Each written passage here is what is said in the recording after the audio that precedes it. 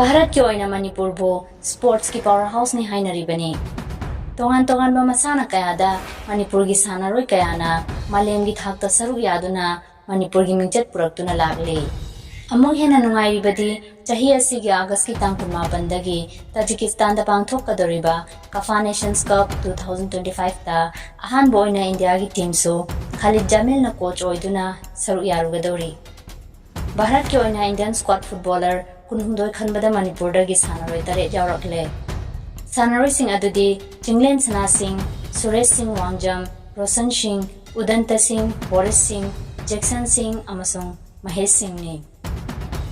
Sanaroi Singh asina India bu represent tawduna Central Asian Football Association CAFA gi tournament asida saruk iharugadori. Sanaroi Singh asina Manipur asi karigidamakta India gi football amadi sports ki powerhouse oiribano haibaduna hungnana ningsinghalle.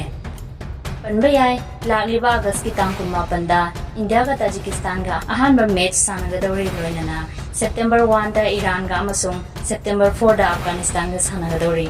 Irai chapung namakna Sanaroi Singh asigi encouragement amadi prayer tawbiduna Manipur gi mingchat Amuksu purakpada thodang lominaba darkar oiri.